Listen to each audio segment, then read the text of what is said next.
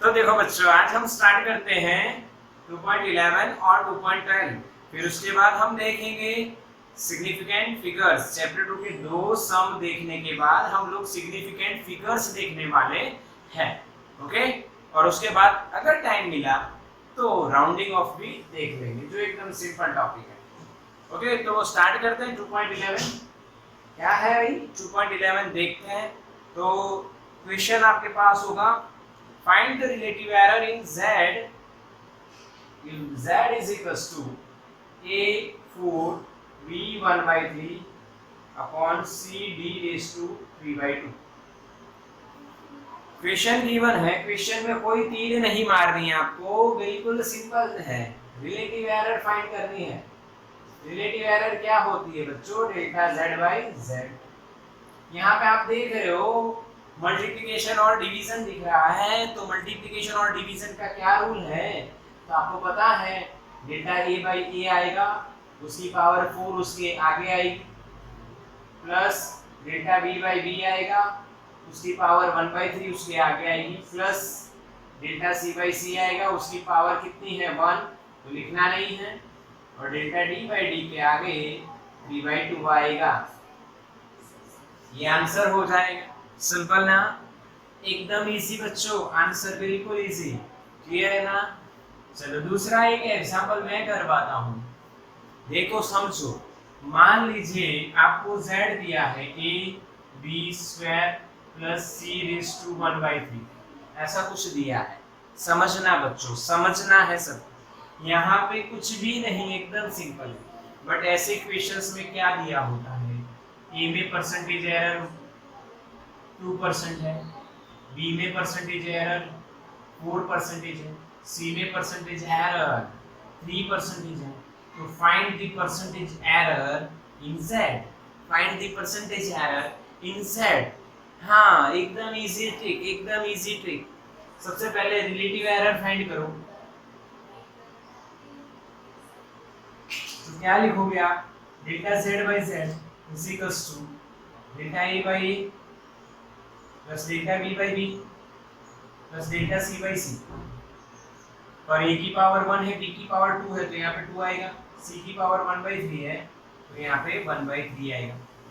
समझ में आया? क्लियर? अब हमें परसेंटेज एरर फाइंड करनी है। अब हमें क्या फाइंड करनी है? Percentage error. तो परसेंटेज एरर इन z, आप delta z by z into 100% करोगे तो delta a by a into 100% हो जाएगा, plus delta b 2 into delta b by b into 100% plus 1 by 3 delta c by c into 100%। समझ में आया? इन सभी को 100 से मल्टीप्लाई करेंगे। ओके, अब समझो, अब समझो। a का परसेंटेज एरर 2% है, b का 4 है, 4 इंटू 2 कितना होगा? 8%, प्लस c का कितना है? 3 अपॉन 3 कितना हो जाएगा? 1%। तो आंसर क्या आएगा? 11%। आंसर क्या आएगा? 11%। बिल्कुल समझ में आया बच्चों कि नहीं? कि नहीं? बिल्कुल समझ में आया? ओके, आके ना? समझ में आया ना? बिल्कुल क्लियर है, बिल्कुल क्लियर है। हाँ, शॉर्टकट मेथड देखिए इसकी। शॉर्टकट, इसका शॉर्टकट क्या होगा?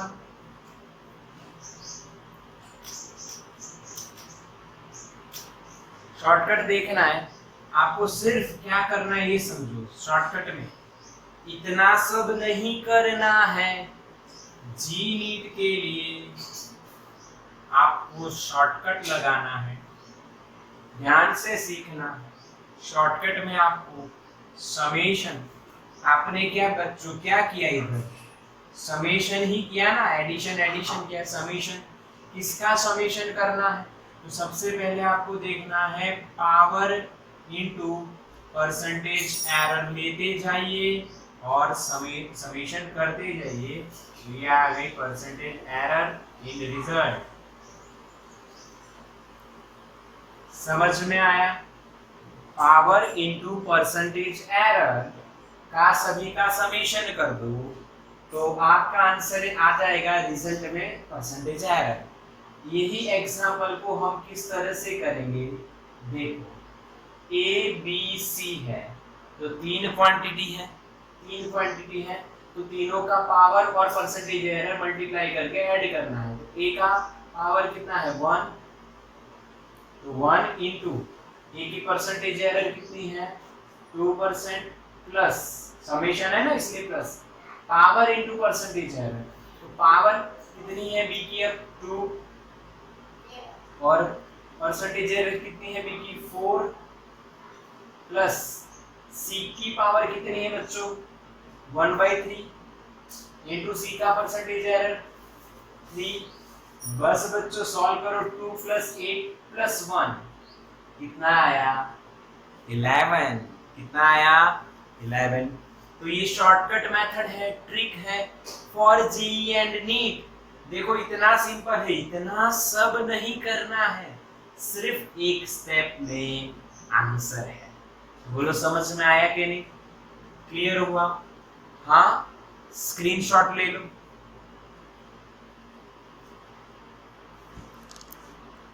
अच्छा नेक्स्ट क्वेश्चन क्या है देखो 2.5 एग्जांपल नंबर 2.5 रीड करते हैं बच्चों। देखो अंदर टेक्स्ट बुक है तो देखिए the period of oscillation of the simple pendulum is given by t is equals to 2 pi under root L/G। ये आगे आएगा, चिंता मत करो कहां से आएगा ये मैं बताऊंगा, चैप्टर नंबर 14 में आएगा। ये आएगा, ठीक है। तो इसको बोलते हैं, मैं इसका शॉर्टकट भी बनाया हुआ है, Lalji uncle 2 pi under root L/G, Lalji.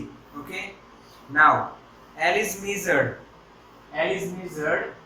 20 centimeter is the value known to 1 mm accuracy. Accuracy means absolute value or absolute error 1 mm। Okay, जहां पे भी एक्यूरेसी आए, रिजोल्यूशन आए, ये सब बच्चों उनकी जो एरर है, एब्सोल्यूट एरर है, वो दी गई होती है। तो ये नोट कर लेना। रिजोल्यूशन, एक्यूरेसी, ये सारी जो बातें होंगी वो एब्सोल्यूट एरर है, ठीक है। फिर 1 mm accuracy and time for 100 oscillation of the pendulum is found to be 90 second. यानी 100 ऑसिलेशन के लिए n लिखते हैं हम नंबर ऑफ ऑसिलेशन,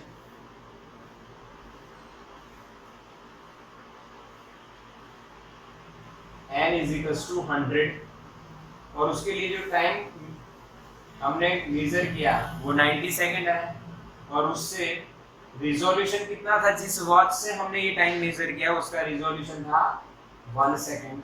हमें परसेंट डिटरमिनेशन ऑफ जी करना है, what is the accuracy in g. Accuracy का मतलब आपको एरर फाइंड करना है। आप एरर फाइंड करोगे, मैंने अभी आपको बताया एक्यूरेसी इन जी, ये आपको फाइंड करनी है, एरर फाइंड करनी है बच्चों। कौन सी करनी है वो बाद में अभी पता हम चलाएंगे किस तरह से कौन सी एरर है, बट एक्यूरेसी का मतलब एरर। इसका मतलब एक्यूरेसी का और रिजोल्यूशन का मतलब एरर कैसे होता है सर? एक्यूरेसी का मतलब closest to true value, resolution का मतलब भाई कितना ज्यादा अच्छा क्लियर छोटे से छोटा दिखा है। बट बच्चों एक्यूरेसी जो आपने देखी यानी इतनी नजदीक गया तो दूर जो रह गया वही तो एरर होती है। यानी एक्यूरेसी इनडायरेक्टली एरर बता देती है, रिजोल्यूशन भी इनडायरेक्टली हमें क्या एरर। यानी 1 सेकेंड का रिजोल्यूशन है, इसका मतलब कम से कम 1 सेकेंड, तो ये तो एरर हो गई। समझ में आया? 1 mm की एक्यूरेसी के साथ आप मेजर करो, यानी 1 mm से नीचे नहीं मेजर करो, यानी 1 mm का जो लास्ट फाइनल लिस्ट काउंट है तो ये एरर ही हुई लिस्ट। समझ में आ रहा है ना, ये एरर ही हुई। तो एरर एक्यूरेसी और जो आपको रिजोल्यूशन दिया है वो एरर ही होती है। अच्छा, एरर कौन सी हो सकती है? या तो एब्सोल्यूट या तो परसेंटेज। परसेंटेज में दिया है तो परसेंटेज होगा, परसेंटेज में नहीं दिया है तो इसका मतलब वो एब्सोल्यूट एरर है। चलो तो बात करते हैं किस तरह से इसको सॉल्व करेंगे। हमें जी में फाइंड करना है, तो सबसे पहले टाइम पीरियड का इक्वेशन हमें दिया है t = 2π√L/g। हमें g को सब्जेक्ट बनाना पड़ेगा, तो g को सब्जेक्ट बनाने के लिए हमें स्क्वायर करना पड़ेगा दोनों साइड। देखो यहाँ पे कुछ सीखने को मिलेगा आपको। g को सब्जेक्ट बनाओ,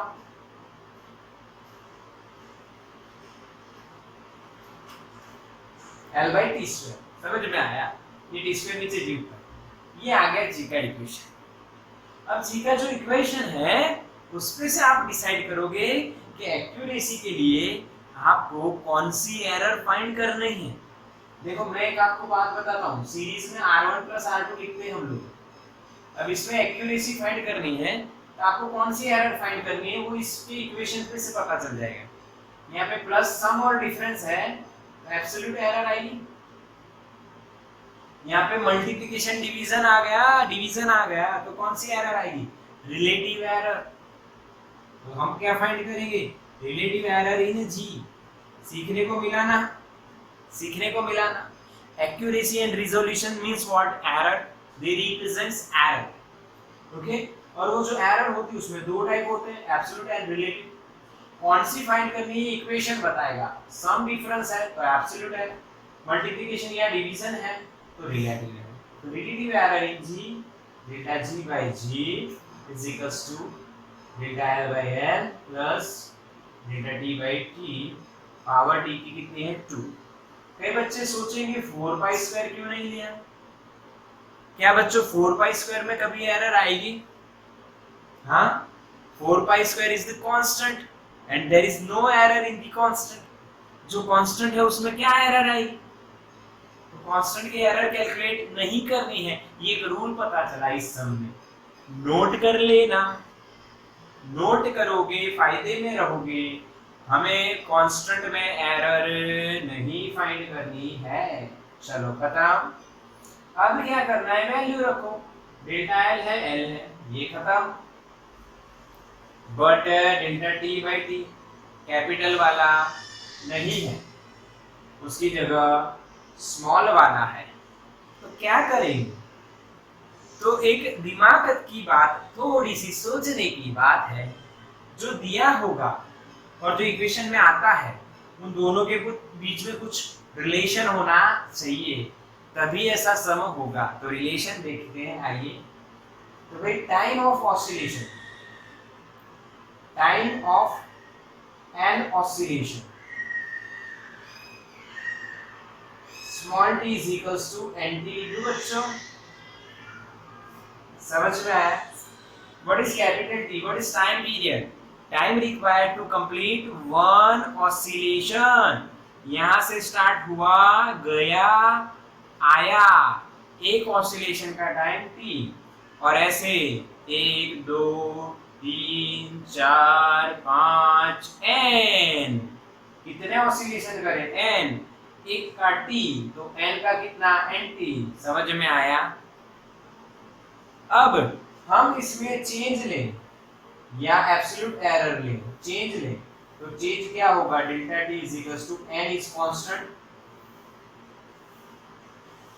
यानी जो पहले मैं यहां से छोड़ के यहां पे था, ठीक है, मैंने यहां तक पकड़ा और फिर छोड़ा तो वो ऐसे ऑसिलेट हो रहा है। तो ऑसिलेशन जो होंगे वो कम होंगे, नंबर ऑफ ऑसिलेशन, ठीक है। पर हम तो इसका ऑसिलेशन कम ज्यादा नहीं, हम नंबर कितने गिन रहे हैं? 100 नंबर गिनने में कितना टाइम लग रहा है वो हम कैलकुलेट कर रहे हैं। 90 सेकंड लिया अभी। फिर हमने इसको छोटा कर दिया। ऑसिलेशन तो हम 100 ही गिनेंगे, पर time period of oscillation and time for n oscillation दोनों चेंज हो जाएंगे। ऑसिलेशन तो हम 100 ही रख रहे हैं, पर हमने चेंज किया टाइम पीरियड चेंज किया ना, छोटा किया तो टाइम पीरियड फास्ट हो गया। तो टाइम पीरियड चेंज किया तो टाइम ऑफ ऑसिलेशन भी चेंज हो गया। पर एन नंबर हमने कितना रखा? 100 ही गिने। तो इक्वेशन बना। समझ में आया? हाँ। अब देखिए हमें क्या चाहिए? डेल्टा टी बाई टी चाहिए। तो मैं रेशियो लेता हूँ डेल्टा टी बाई टी का। तो इसका और इसका रेशियो होगा n delta T upon N T. N N cut तो delta T by T small में इज इक्वल टू कैपिटल आ गया। पुट इन इक्वेशन नंबर 1, यहाँ पे डेल्टा टी बाई टी हमें नहीं पता, delta g by g is equal to delta l by l plus 2 into delta small t by t, capital की जगह आप स्मॉल रखो। समझ में आया? घबराना नहीं है बच्चों, नई प्रोसेस नहीं है, सिंपल मैथ्स है। n ऑसिलेशन का टाइम कितना होगा, n इंटू एक ऑसिलेशन का टाइम। अब इनमें चेंज लिया, ऑसिलेशन सेम लिया पर टाइम पीरियड चेंज कर दिया, तो ये चेंज किया तो ये टाइम भी चेंज हो जाएगा, डेल्टा टी और ये डेल्टा टी। या आप एरर ले लो, ऐसा कहो कि हम कुछ एरर ले रहे हैं, एब्सोल्यूट एरर, तो इसकी डेल्टा टी और इसकी भी डेल्टा टी। चेंज रखो, चेंज, ओके। इसमें चेंज किया तो इसमें चेंज हुआ, n कांस्टेंट है, चलो ठीक। तो अब ये रेशियो सेम मिला, कट हो गया n, तो आप वैल्यू पुट कर दो, delta l by L 1 mm और ये 20 सेंटीमीटर। यहाँ पे दिक्कत होगी, तो आप इस दिक्कत को सॉल्व ऐसे करोगे, 1 mm और 20 सेंटीमीटर, तो इसको 200 लिख दो। मेरी बात समझना, इसको मैं 200 mm कह सकता हूं, दोनों यूनिट सेम कर दो, ठीक है, प्लस 2 इंटू, दोनों यूनिट तो सेम करने ही पड़ेंगे, नहीं तो कट नहीं होगा, ओके। यूनिट mm इसका और mm कट होगा, डेल्टा टी 1 सेकेंड और t 90 सेकेंड। समझ में आया? आगे ना ये आप सॉल्व कीजिए, ये आप सॉल्व कीजिए तो आपको आंसर अप्रोक्सीमेटली 0.027 मिल रहा है, x 0.027। आप सॉल्व कर सकते हो बच्चों, 2/90 यानी 1/45 सॉल्व कर सकते हो। यहाँ पे 1/200 है यानी 1/2 यानी 0.5/100, 0.005 आ गया, उसका एडिशन आप करोगे तो आपको शायद ये आंसर मिलेगा। This is relative error in जी।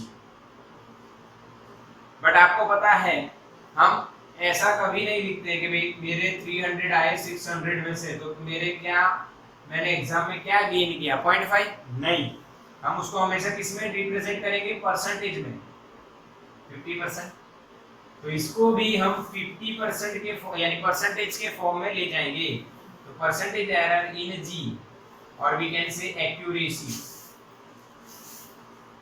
तो delta g by g into 100%, तो आंसर आपका हो जाएगा 2.7%। अप्रोक्सीमेटली इसको क्या लिखोगे, 3%। क्या लिखोगे बच्चों, 3%। समझ में आया? स्क्रीनशॉट लो।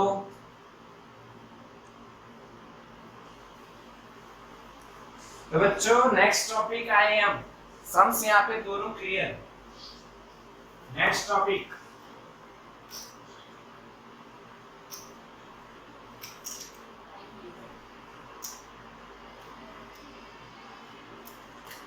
नेक्स्ट टॉपिक बच्चों, सिग्निफिकेंट फिगर्स।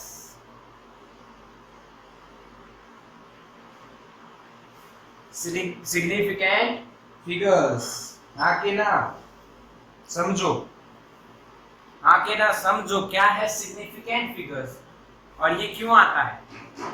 पहले इसका रीजन बताता हूँ, why we have to study this topic. Significant figures कुछ नया है इसलिए पढ़ते हैं। तो सबसे पहले प्रॉब्लम आती है मेजरमेंट में, वो बताता हूँ। हमने स्केल ली बच्चों, यहाँ पे 0 है, 1 2 3 4, ये 5 है, 6 7 8 9 और ये 1 आ जाएगा, और ये 1 और ये 2, ऐसे कंटिन्यू करेंगे। ओके, थोड़ा सा जूम करके बताया है। ओके, अब एक ऑब्जेक्ट हम मेजर कर रहे हैं और वो हमने रखा है यहाँ पे। This is the object. We have to measure. We want to measure the length of this object. Then हम क्या करेंगे? We will use scale to measure the length of any object. तो हमने जैसे ही स्केल रखी 0 से, तो ऑब्जेक्ट की जो लेंथ आई बच्चों, वो कहाँ पे आई? जो 1.1 आई, ये 1.1 है और ये 1.2 है, कौन सा नंबर है, तो 1.1 और 1.2 दोनों के कहाँ आई, बीच में आई। ये प्रॉब्लम क्यों आती है पता है, due to least count. 1 mm centimetre scale की जो लीस्ट काउंट है वो 1 mm है, और जब हम मेजरमेंट कर रहे हैं तो वो 1 mm के बीच में आ गई अगर, तो हमें पता नहीं चलेगा कि वैल्यू क्या है। अब इसका आंसर क्या बोले, 1.1 बोले या 1.2 बोले, कोई भी रीजनेबल आंसर नहीं। हाँ, बट एक रीजनेबल बात ये है कि we can use 1.1 easily, because 1.1 तो ये कंप्लीट कर चुका है, तो ये जो डिजिट है ये सर्टेन है, और we can say reliable digits. 1.1 है, ये सर्टेन है, ये डिजिट है, पर आपको पता है उसके बाद एक और डिजिट होंगी, उसके बाद कौन कौन सी हो सकती है, तो बहुत सारी हो सकती है। 1.100 के बाद 1.101, 102, अगर ज्यादा डिजिट बढ़ाते जाओ तो और भी हो सकती है, पर हम सारी नहीं देखते, सिर्फ इसके बाद वाली सोचते हैं, इसके बाद वाली सोचते हैं। तो इसके बाद क्या हो सकती है, क्या ये 1 हो सकता है, यस। 1.1 और 1.2 के बीच में क्या आ सकता है, 1.11, 1.12, 1.13, 1.19 तक आएगा, फिर 1.20 यानी 1.2 आ गया, पर 1.2 तो है नहीं, यानी इनमें से कोई भी डिजिट यहाँ पे हो सकती है, तो ये रिलायबल हो गई 2 डिजिट्स, और ये आ गई फर्स्ट अनसर्टेन डिजिट। ऐसे तो बहुत सारी होंगी, देखो आप ऐसे भी तो लिख सकते हो 1.1, मैंने यहाँ पे 1.1 लिखा, बट बच्चों इसकी जगह 1.1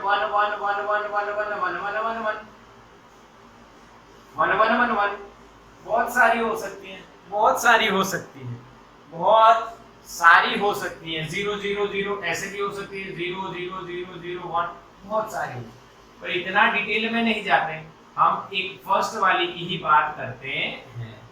इसीलिए आप यहाँ पे जो मेजरमेंट तैयार होगा, जो मेजरमेंट हम करेंगे,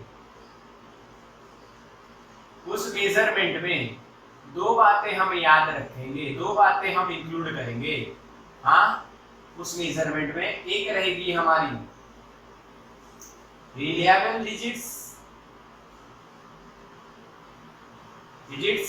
और दूसरी रहेगी first uncertain digit. Reliable digits कितनी भी हो और फर्स्ट अनसर्टेन डिजिट, इन दोनों को हमें ऐड करना है, इन दोनों ऐड यानी इन दोनों को लेना है, ये दोनों को मिला के जो नंबर बनेगा, जो फिगर बनेगी, उसको क्या बोले हैं कि हम सिग्निफिकेंट फिगर्स और सिग्निफिकेंट डिजिट्स। समझ में आया, डेफिनेशन समझ में आया, क्यों पढ़ना है, क्यों पढ़ना है, क्या तकलीफ होती है, वो तकलीफ होने का रीजन समझ में आया, उस तकलीफ का सॉल्यूशन क्या बनाया, तो साइंटिस्ट ने मिलकर उस तकलीफ का सॉल्यूशन बनाया कि भाई आप सर्टेन डिजिट्स ले लो, और अनसर्टेन तो बहुत सारी हैं, सारी मत लो, सिर्फ पहली लो, और ये जो फॉर्मेट बना इसको आप बोलो सिग्निफिकेंट फिगर्स और सिग्निफिकेंट डिजिट्स। समझ में आया, स्क्रीनशॉट लो।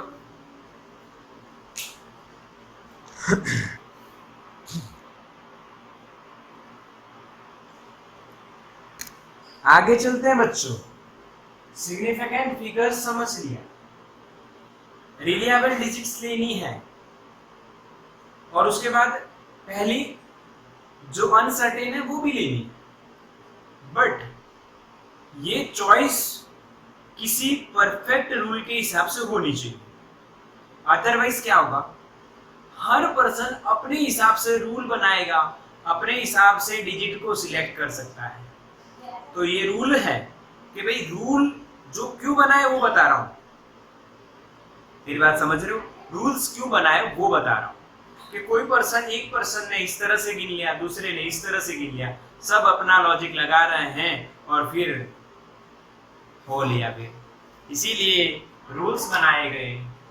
रूल्स क्या है? सिग्निफिकेंट डिजिट्स कैसे सिलेक्ट करनी है, how to select significant digits. तो first rule is all non-zero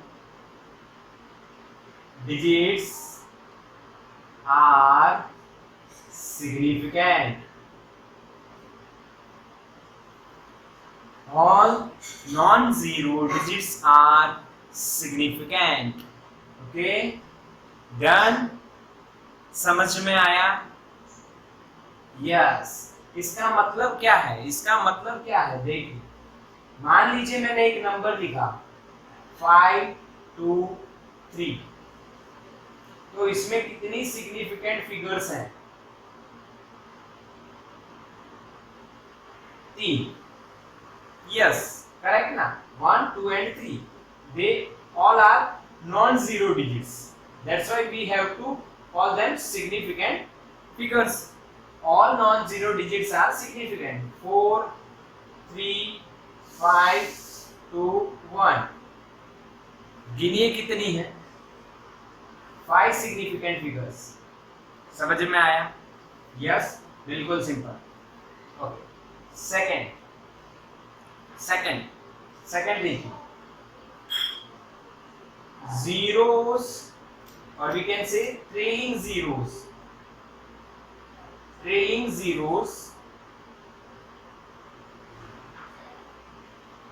are not significant.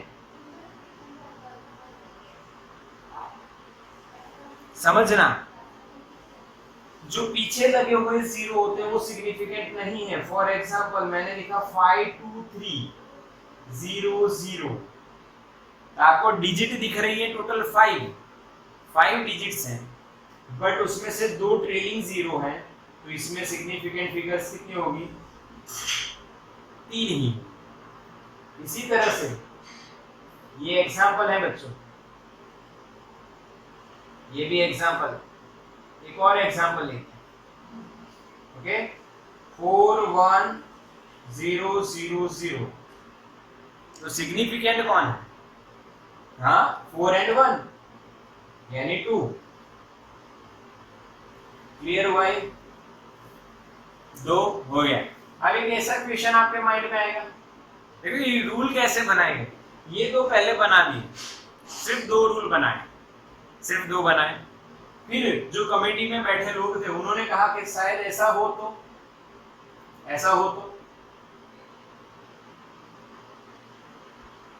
हाँ के ना, यहाँ पे 4 1 है तो 4 0 0 1 हो तो क्या हुआ?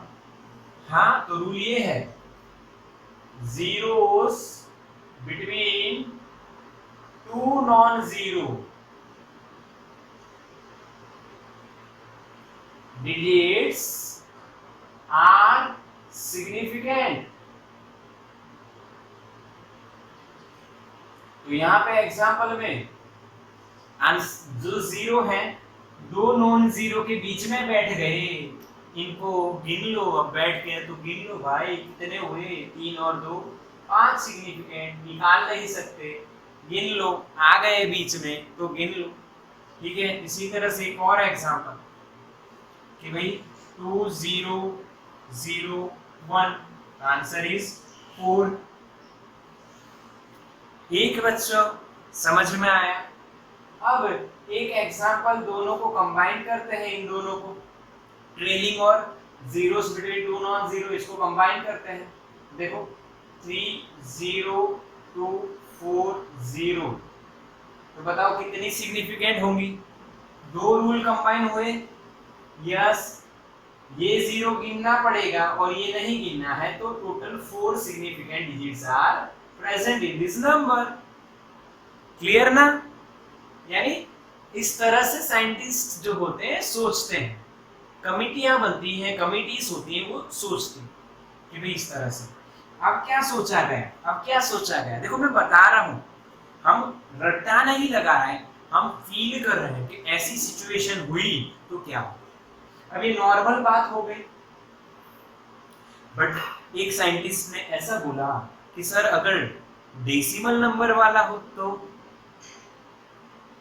हाँ डेसिमल नंबर वाला हो तो, ऐसा सोचे ना, तो ध्यान से देखना है, if number is with DP, DP का मतलब डेसिमल पॉइंट, डेली प्रोफाइल नहीं, decimal point. If number is with decimal point, then trailing zeros are significant। या ट्रेलिंग में डबल एल आएगा, स्पेलिंग ट्रेलिंग में डबल एल आएगा कि सिंगल एल आएगा? हाँ, किसी के हैं इंग्लिश में 90+? ट्रेलिंग सही स्पेलिंग है? हाँ सही है, वेरी गुड, सही है। Okay, trailing zeros are significant. देखो कहाँ कहाँ ध्यान रखते हैं हम लोग, और हम कर सकते हैं सब। Decimal points are significant, decimal point के साथ नंबर है तो trailing zeros are significant. Example देखो बच्चों, 2.300, तो इसमें अगर यहां पे अगर हम नंबर लेते, इधर अगर मैं सेम एग्जांपल लूं 2300, तो सिग्निफिकेंट डिजिट्स कितनी आएंगी? 2 सिग्निफिकेंट डिजिट्स।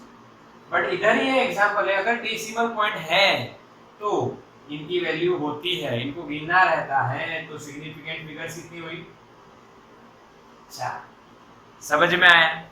4 significant figures. एक और एग्जांपल लेते हैं, 4.00230। इसमें बताइए कितनी है? इसमें कितनी है? 6। Right answer. क्यों 6 बच्चों?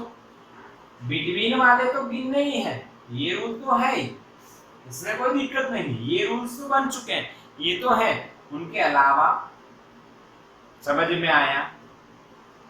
अच्छा, फिर क्या हुआ ये देखो, अब यहां तक डेसिमल पॉइंट में नहीं घुसे। अब एक साइंटिस्ट था, उसने डेसिमल पॉइंट में एंट्री लगवाई, तो तभी दूसरे साइंटिस्ट ने एक और नंबर दिया कि इसमें क्या करें बताओ। उसने नंबर दिया 0.0024, ओके 24। तो यहां पे तो अब नया रूल लिखो, if number is less than 1, then if number is less than 1, then zeros, जो जीरो है बच्चों, वो zeros to the right of decimal point and to the left of first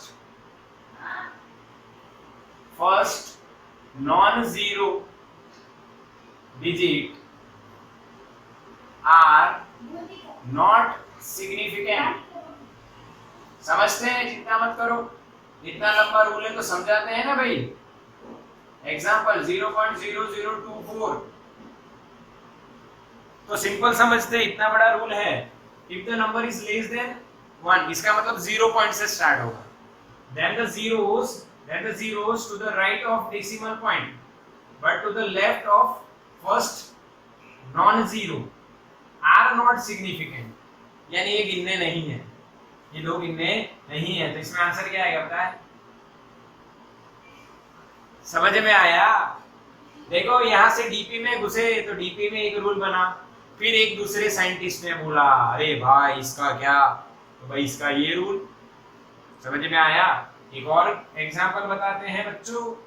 0.02020 2020 चल रहा है, बताओ कितना सिग्निफिकेंट इसमें। ये भी आ गया, हाँ बट ये नहीं लगेगा, ये वाला और ये वाला और ये वाला, तीन रूल एक साथ। बट सोचो कितने, आंसर सोचो, आंसर क्या होगा? What is the answer? What is the answer? The answer is 4 significant figures.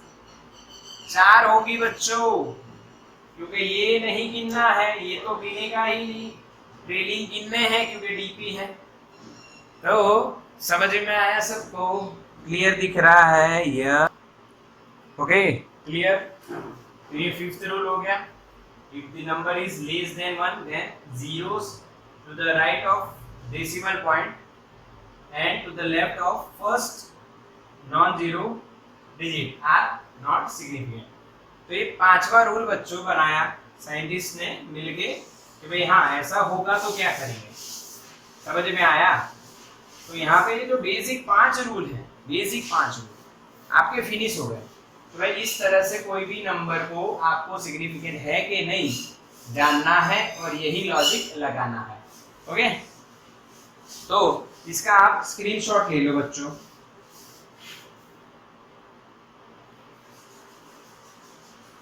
ठीक है, हाँ के ना? ओके, अब एक और बात हम समझेंगे यहाँ पे, इसको अब हम हटा देते हैं और 6th रूल समझते हैं।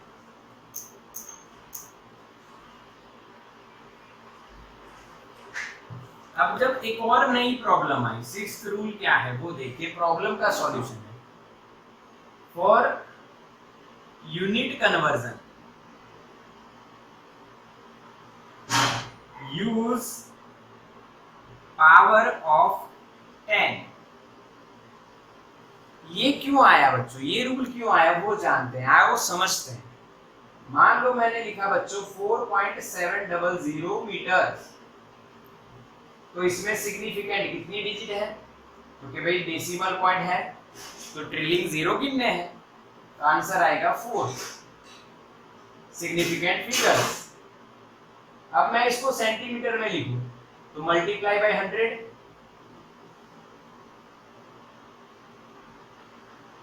तो सिग्निफिकेंट फिगर्स गिनो, डेसिमल पॉइंट है तो कितना हुआ? तो भाई 4 हुआ, कोई दिक्कत नहीं है। ठीक है, सिग्निफिकेंट फिगर्स 4 आ गई। बट जब मैं इसको मिलीमीटर में लिखूंगा तो मल्टीप्लाई बाय यहाँ पे 10 करेंगे, यहाँ पे 1000 करेंगे, यहाँ पे 10 करेंगे, तो अब significant figures according to rule कितनी हो जाएंगी? 2 ही हो जाएंगी according to the rule. Trailing zeros are not significant, और यहाँ पे डेसिमल पॉइंट निकल जाएगा बिकॉज 4 ही डिजिट थी, 0 के इधर आ गया डेसिमल पॉइंट तो निकल जाएगा, कोई दिक्कत नहीं है। कोई तकलीफ हुई? When we convert unit then what happens? Decimal points जो है वो शिफ्ट होते हैं और उसके कारण सिग्निफिकेंट डिजिट्स चेंज हो सकती है। बट अगर हम लोग पावर ऑफ 10 यूज करें तो कोई चेंजेस नहीं होगा। देखो 4.700 मीटर, इसमें 4 है, 4.700 into 10 raised to 2 सेंटीमीटर, इसमें भी 4 है, ये 4 पावर को गिनना नहीं, इसमें ये कम नहीं आएगी, यही नंबर गिनने। फिर लास्ट में 4.700 into 10 raised to 3 मिलीमीटर, इसमें भी 4। तो सिग्निफिकेंट फिगर्स चेंज नहीं होती when we use power of 10। तो ये एक और रूल हो गया कि आप यूनिट कन्वर्ट कर रहे हो तो पावर ऑफ 10 यूज कीजिए, 10 की पावर का यूज कीजिए, क्योंकि हम जो सिस्टम ऑफ यूनिट देखे हैं वो हमारी मैट्रिक है, तो मैट्रिक का मतलब 10 के फॉर्म में होगा, 10 के मल्टीपल में। तो ये 6th रूल हो गया बच्चों, क्लियर? इसके बाद एक और छोटा सा रूल आता है जो आपको ध्यान में रखना है कि भाई कई जगह प्रॉब्लम क्या आती है एक एग्जांपल मैं आपको बताऊं, हम लोग अगर डायमीटर फाइंड कर रहे हैं ऑफ सर्कल, तो diameter is equal to 2 into radius. अब यार जब यहाँ पे आप मल्टीप्लीकेशन करोगे तो इसका सिग्निफिकेंट डिजिट अलग होगा और इसका अलग है, तो जो मल्टीप्लीकेशन करोगे तो फाइनल आंसर का क्या होगा, तो ये तकलीफ आती है। तो यहाँ पे एक रूल है, कांस्टेंट जो होते हैं, कांस्टेंट्स हैव इनफाइनाइट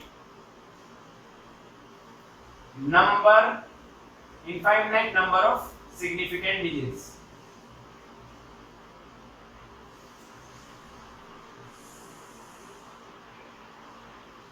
समझ में आया कि भाई जो कांस्टेंट है उसको आप कितनी भी नंबर सिग्निफिकेंट डिजिट्स ले सकते हो। फॉर एग्जांपल मान लीजिए r की वैल्यू 2.3 है, तो ये जो 2 है इसको आप ले लीजिए, ये जो 2 है इसको आप ले लीजिए 2.0, सेम सिग्निफिकेंट हो गई। मान लीजिए r की वैल्यू 2.324 है, तो आप जो 2 है उसकी 2.000 सेव करने के लिए आप कितनी भी ले सकते हो, कितनी भी सिग्निफिकेंट डिजिट्स ले सकते हो। ऐसा और कहां होता है, तो आप सरकमफेरेंस जानते हो ऑफ सर्कल, क्या लिखा जाता है, s = 2 पाई r। यहाँ पे ये दोनों कांस्टेंट है, तो इन दोनों को infinite number of significant figures आप ले सकते हो। एक डेसिमल पॉइंट लिखा, 2 पॉइंट फिर 000 जितना लेना है। ओके, और भी आएगा बच्चों, और एक और एग्जांपल बता देता हूं। काइनेमेटिक्स में v² - u² = as। ओके, यहाँ पे जो 2 है इसकी भी infinite number of significant digits होंगे। तो समझ में आया सिग्निफिकेंट फिगर्स किसे कहते हैं और उनके रूल्स क्या क्या होते हैं। ओके बच्चों, तो अभी इस लेक्चर में हम यहाँ तक रखेंगे। नेक्स्ट लेक्चर में राउंडिंग ऑफ देखेंगे, आगे बहुत इंपॉर्टेंट आने वाला है। फिर अरिथमेटिक ऑपरेशन कैसे करना है, लास्ट में most IMP, dimensional, formula and analysis. Okay, thank you students, screenshot ले लो बच्चों।